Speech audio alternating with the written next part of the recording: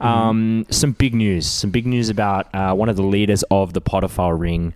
I'm assuming you guys are across this. This is, of course, the retirement from international tennis of one Ash Barty Crouch Jr. How did you guys feel when the news hit? Obviously, a lot of Potiphars wrote in to let us know we were across this. We're in daily contact with Ash. But how did it hit you guys?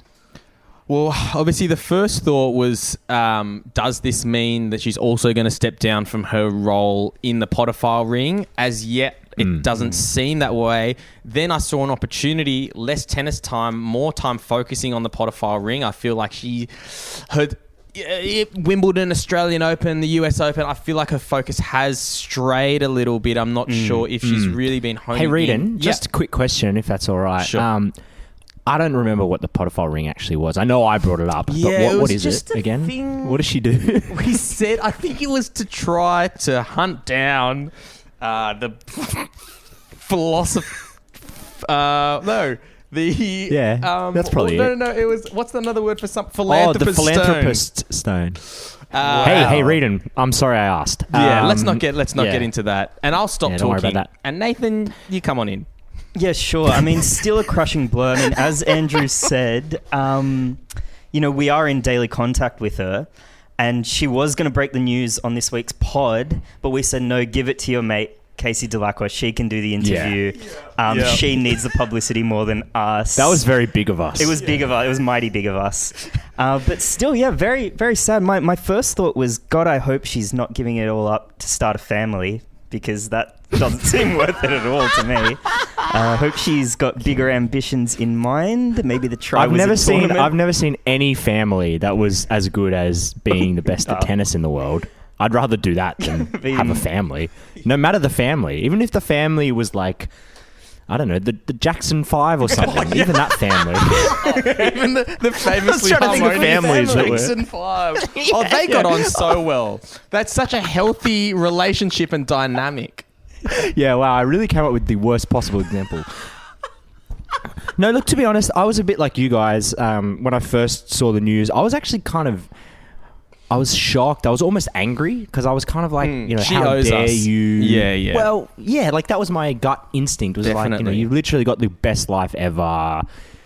All you have to do is like fly around the world and be universally adored. The game you love. And play be the a mad best game of in tennis. the whole world. I pay to play tennis. Yeah, exactly. But then there's another part of me that I felt like I really do respect somebody just doing whatever it is that they want to do, just kind of, going by their whims. There's something I like about that, kind of living her life the way she wants to. And, the truth is, there is a huge amount of training and practice, obviously, they have to do. And, she's also quite clearly not somebody that loves the spotlight and, the interviews and the brand endorsements and stuff. So, when I was watching the interview with Casey Delacroix, I felt like I kind of got it. Like, she's clearly been quite conflicted on this issue for a while. And you just think of the relief she must have felt being able to say it out loud. Like, that first phone call to her family. I just imagine it was probably her dad that picked up the phone. I'm assuming. I don't know for sure. And I think he probably would have said something along the lines of, hello, this is Mr. Barty, who's speaking. And I actually suspect that he didn't even need her to kind of break the news. He could probably tell just from the tone of her voice, from like the very first words she spoke, which incidentally were, "Hello, Father." Oh, God. Yeah, that is like that. Is like someone whacking you off slowly, getting you close, taking the hand off. Then you're sort of frustrated, getting back on. You get closer, hands off. But then finally, Andrew, it was worth the wait.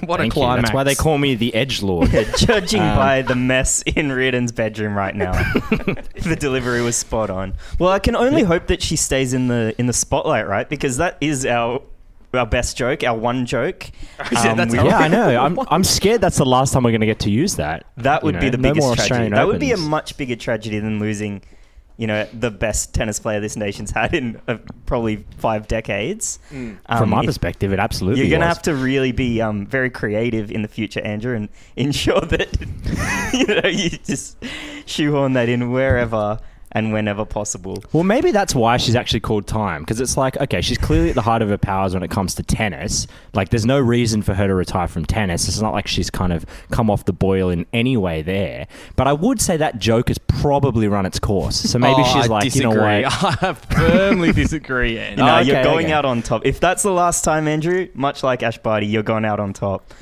Well, thank you.